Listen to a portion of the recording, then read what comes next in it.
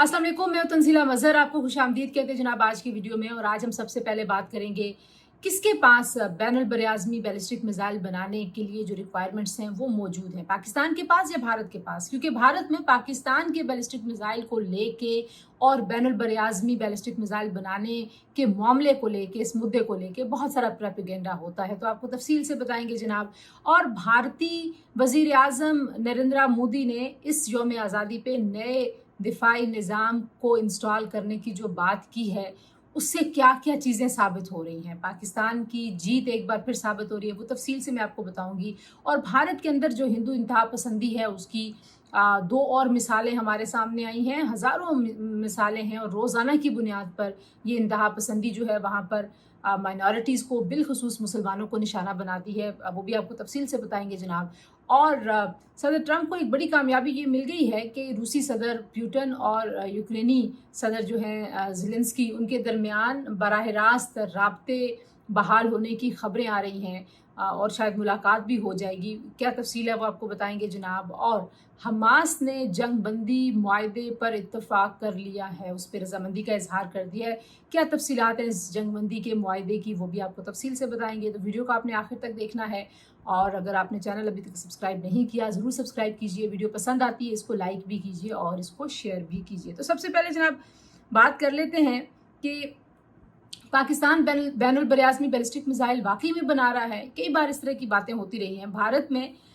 विपिन नारंग जो कि बड़े क्रेडिबल एक दानिश्वर हैं, वो भी कुछ ऐसा ही दावा कर रहे हैं जी। वो कहते हैं जी कि पाकिस्तान जो है वो ऐसे बैनुल बरआज़मी बैलिस्टिक मिसाइल तैयार कर रहा है जिनकी हद मार इतनी ज़्यादा हो सकती है कि वो अमरीकी सरजमीन को भी निशाना बना लें। अब जो दलील वो दे रहे हैं, दिसंबर 2024 में आपको याद है कि 3 कंपनियों पे और फिर उसके बाद कुछ और कंपनियों पे अमेरिका ने पाबंदी लगाई थी कि ये हमारे बैलिस्टिक मिसाइल को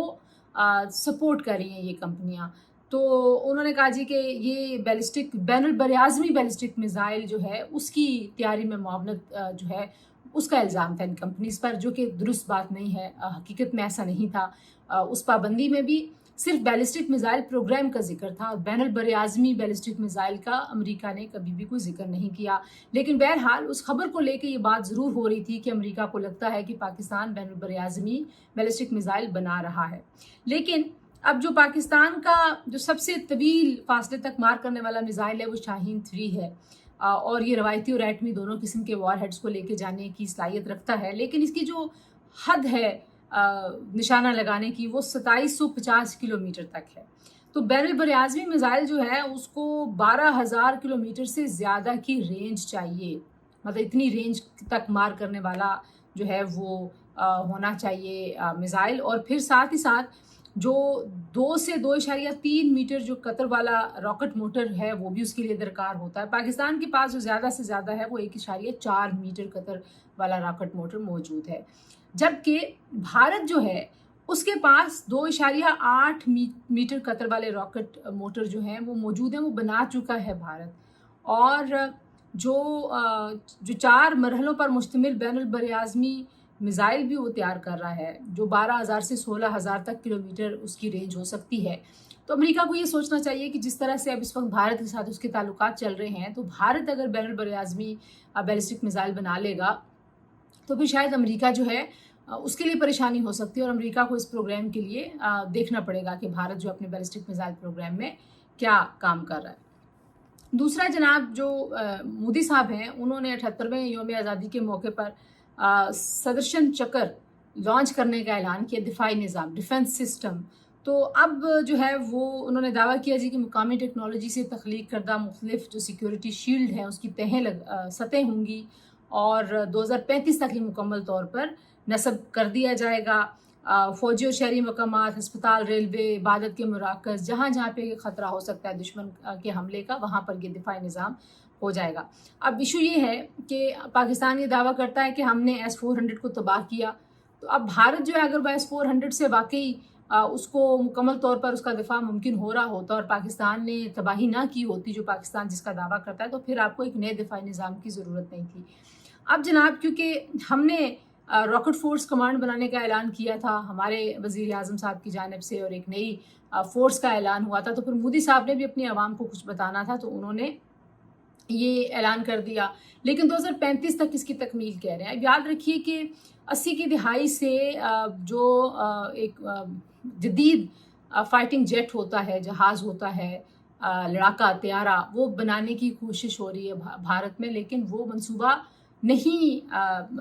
किसी कहते हैं ना किसी हन्ने बने लगा, तो अभी तक वो नहीं हो सका। इसी वजह से आपने देखा कि मिग 21 को बिलाखिर इनको अभी रिटायर करना पड़ गया और इतने सारे स्क्वाड्रन इनके नीचे चले गए। ये जो जिस मंसूबे की मैं बात कर रही हूँ उसने मिग 21 को जो है रिप्लेस करना था। तो बहरहाल जी, तो अब देखते हैं कि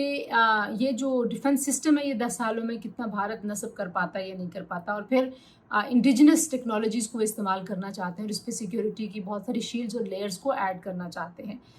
दूसरा जो मामला है जनाब, एक बार फिर हम कई दिनों से देख रहे हैं कि भारत की जानिब से जो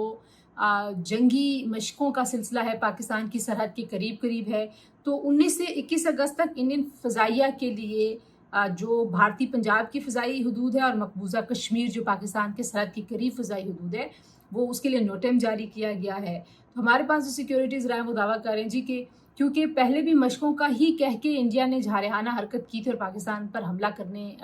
की जो नाकाम कोशिश थी, साजिश थी, वो पाया तकमील तक पहुंचाई थी। तो अब पाकिस्तान की जो फ़िज़ाइया है उसकी जानिब से भी इन इलाकों में एक्टिविटी रहेगी ताकि भारत जो है वो किसी किस्म की जारहाना हरकत ना करे। तो ये बार बार हम देख रहे हैं, कभी बहरिया जो है दोनों मुल्कों की वो आमने सामने आ रही है, कभी फ़िज़ाइया आमने सामने आ रही है। तो भारत जो है वो बेचैन तो है ऑपरेशन सिंदूर में जितने बुरे तरीके से उनकी नाकामी हुई है, तो वो इस तरह की हरकतें करके जो है वो उन नाकामियों पर पर्दा डालने की कोशिश करते हैं। अगली जो खबर है जनाब वो भी भारत से ही है, और जो हिंदुत्वा जो है उनकी पॉलिसी, जहाँ पे आप कहते हैं कि सिर्फ हिंदू ही होने चाहिए और बाकी कोई मज़हब कोई इंसान जो है वो कहीं पे भी एग्जिस्ट नहीं करना चाहिए। तो एक रिजवान अहमद नाम का शख्स था जी, उत्तराखंड जो रियासत है भारत की, चाय की दुकान पर उसको तशद्दुद का निशाना बनाया गया। वजह क्या बनी कि उसने जो है जय श्री राम का नारा लगाने से इनकार किया। एक मुसलमान के साथ आप उसको ये कह रहे हैं कि आप हमारे जो हमारा खुदा है उसका नारा लगाएं, उसने इनकार किया। तो उस पर वीडियो भी बनाई गई, 3 हमलावर थे, उन्होंने उसकी दाढ़ी भी नोची, गालियाँ भी दी, उस पर तशद्दुद भी किया। FIR तो कट गई है, लेकिन भारत में जो अक़लियतों के तहफ़्फ़ुज़ का हाल है वो सबको पता है। तो लिहाजा एक कमज़ोर सी FIR है, कोई एक आध बंदा गिरफ़्तार भी कर लेंगे और उसके बाद उनको छोड़ देंगे, क्योंकि रियासत की पॉलिसी यही है कि रियासत जो है वो हिंदुत्व की पॉलिसी पर अमल पैरा है। तो फिर किसी थानेदार की, किसी पुलिस वाले की क्या मजाल है कि ऐसे वाक़यात पर कोई सख्त एक्शन ले। इसके अलावा जनाब गुजरात में एक और बड़ा इंटरेस्टिंग वाक़या पेश आया है, जहाँ पे बुर्कापोश लड़कियाँ जो हैं उनको पहलगाम हमला या किसी भी हमले में दहशतगर्द दिखाया गया। यौम आज़ादी पर एक ड्रामा जो है वो किया जा रहा था, जिसमें पहलगाम हमला और ऑपरेशन सिंदूर की री इनेक्टमेंट करने की कोशिश थी। और पहले मंजर में जो है वो लड़कियां पुरअमन कश्मीर के गीत गा रही होती हैं और उसके बाद बुरके में आती हैं जो लड़कियां, वो जो खिलौने होते हैं, बंदूकें, उनको लेके वो दहशतगर्दों के तौर पर स्टेज पर दाखिल होती हैं। इस एक्ट की वीडियो जो है वो सोशल मीडिया पर वायरल हो गई है, और जो मुसलमान हैं भारत के वो इस पर बहुत ज़्यादा प्रोटेस्ट कर रहे हैं कि आप स्टीरियोटाइप कर रहे हैं। आप कह रहे हैं कि दहशतगर्द जो हैं वो सिर्फ मुसलमान हैं और आप मुसलमानों को मज़ीद वल्नरेबल कर रहे हैं, आप उनके खिलाफ मज़ीद कार्रवाइयों की जस्टिफिकेशन पैदा कर रहे हैं और आप उसमें कोई लिहाज नहीं कर रहे। आप ख़वातीन को भी उसमें टैग कर रहे हैं कि बुरके में अगर कोई खातून होगी तो वो दहशतगर्द हो सकती है। आप मुसलमानों की इतनी बड़ी आबादी को मज़ीद इनसिक्योर कर रहे हैं, उनको मज़ीद वल्नरेबल बना रहे हैं, ताकि कोई भी हिंदुत्व का प्रचार करने वाला जाहिल जो है वो उन पर हमलावर हो जाए, क्योंकि वो मुसलमान हैं। तो ये जनाब कुछ भारत से ख़बरें थी। बात कर लेते हैं कुछ अमरीकी सदर डोनाल्ड ट्रंप जो हैं, वो ज़ेलेंस्की जो सदर हैं यूक्रेन के, एक तो उन्होंने उनको 20% जो है वो छोटा नया नक्शा दे दिया है और ऐसे इलाके उस नक्शे से निकाल दिए हैं जिन पर अभी रूस का जो है वो कब्ज़ा है। तो जो